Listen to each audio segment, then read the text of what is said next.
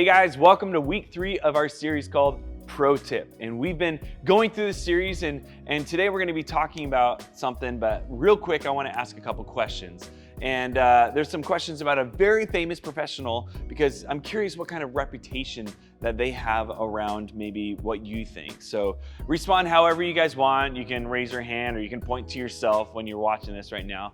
But here's my first question. Who is a fan of LeBron James?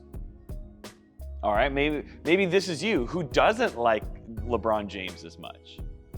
Or maybe for you, if you're being honest, who really just doesn't care? Like, you know who he is, I just don't really care.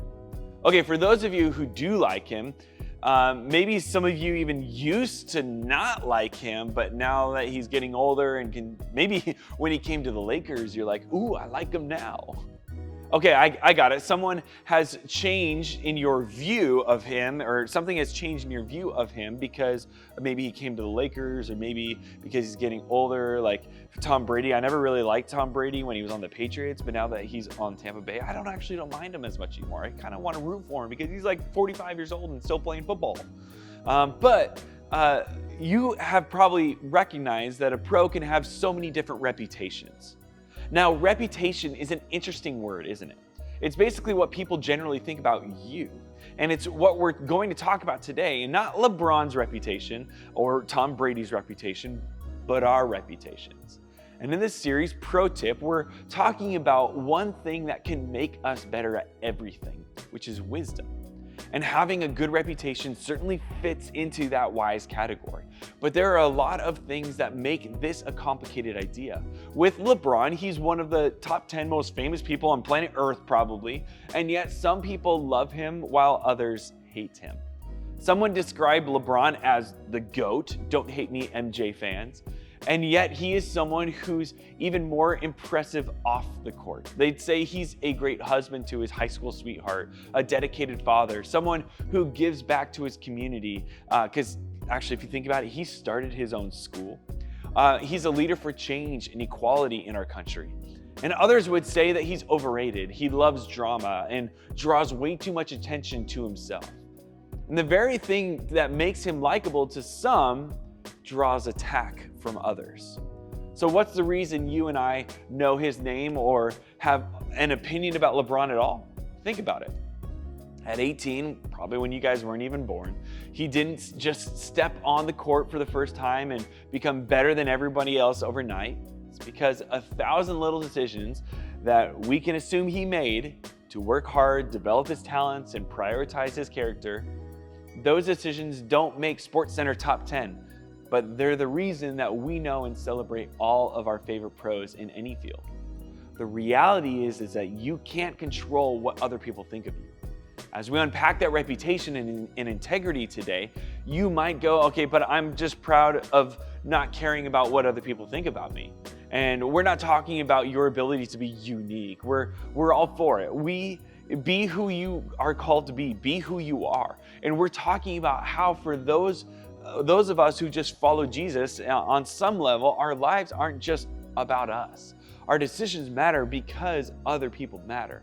We're living for more than just ourselves.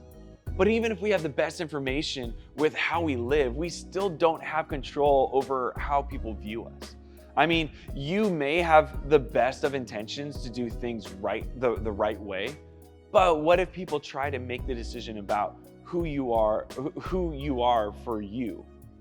For example, maybe you made a mistake in the past that you're not proud of and you did something that you regret, or you were just in the wrong place at the wrong time and got busted or exposed. And now it's like people identify your reputation based on that one event. Or maybe someone spread false lies about you, and I don't know why people do this, it's sad, but it happens from time to time. And maybe someone started a rumor about you and now it's part of your reputation. And it can be really frustrating when someone else makes a decision about your reputation for you. So when it comes to your world, isn't it true there are some people who are more popular because of their unwise decisions? And on top of all that, having that reputation ends up giving them a lot of influence. And on the other hand, have you seen how good reputations can make people just less cool? Like, oh, they're just a good person. Like, I don't want to hang out with them. Way back in the day when I was in school, people with great reputations had nicknames. People would call them things like, oh, they're the teacher's pet, or goody two shoes. Now, I have no clue where the phrase goody two shoes comes from, but it certainly didn't help people with those nicknames. Like, we didn't like it. I was one of those kids. For others of you, you manage a different reputation with adults than you do with your friends. You may want the adults in your life to think that you're good and your friends to think that you're rebellious, or maybe even vice versa. And I told you, it was kind of complicated. When you guys are teenagers, you're trying to balance this complicated relationship with adults and teenagers and trying to figure out your reputation and have the right reputation with these people and the right reputation with these people. But no matter what you think or don't think about reputations, what we're talking about today will help you see yours and everyone else's more clearly than ever before.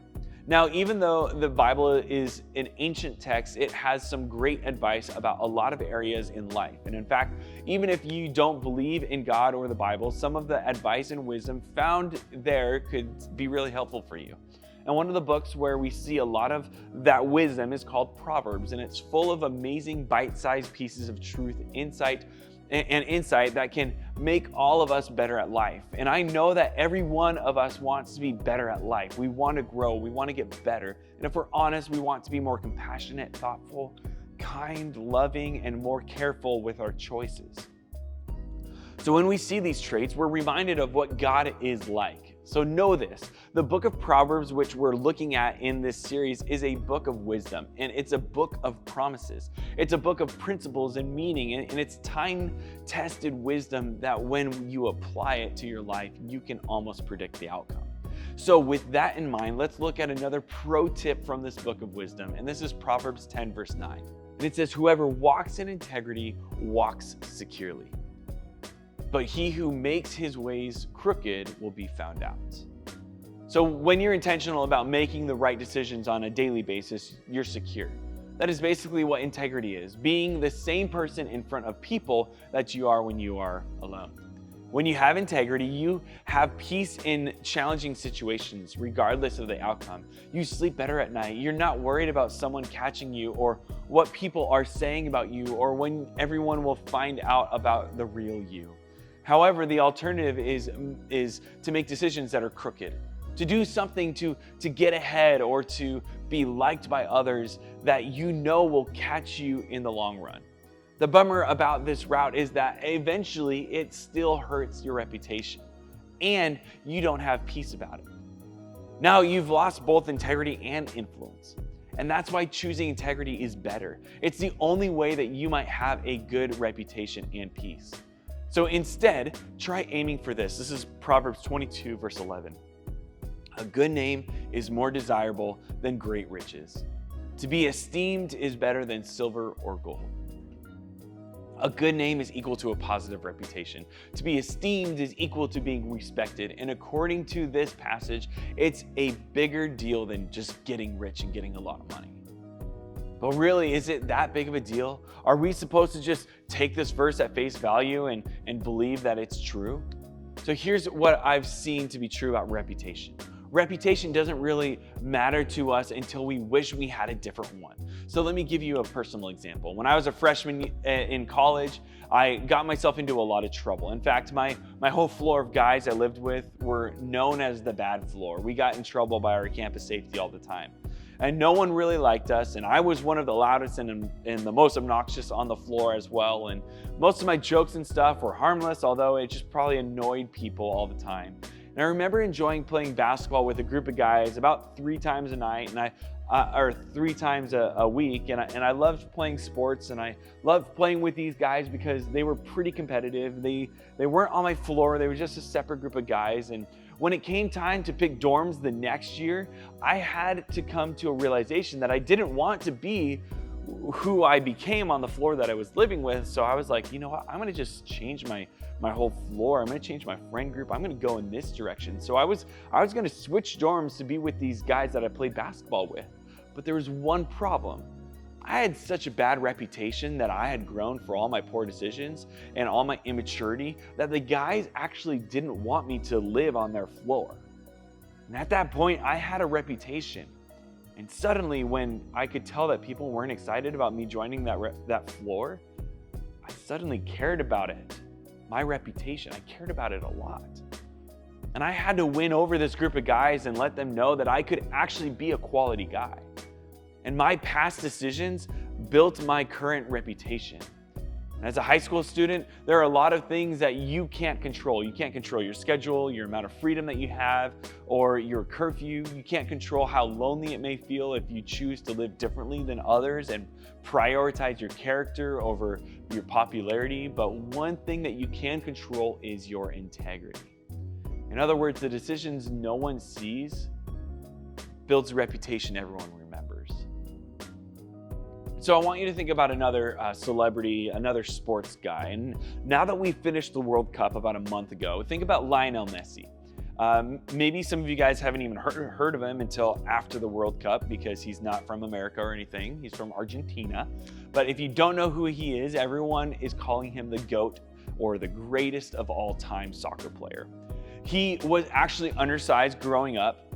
And did that stop him from continuing to work hard? No.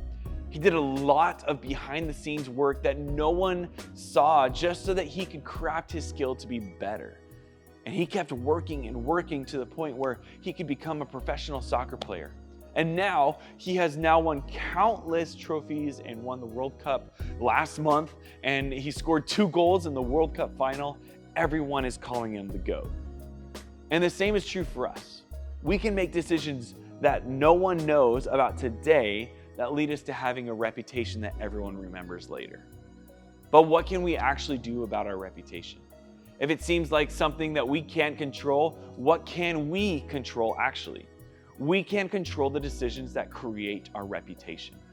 Your decisions are the starting point. Your daily decisions to be honest, even when it costs you, to consider the needs of others, to work hard when Netflix is calling your name again, to get up a little earlier and open your Bible. These daily decisions add up over time, and eventually people will notice a real change in you.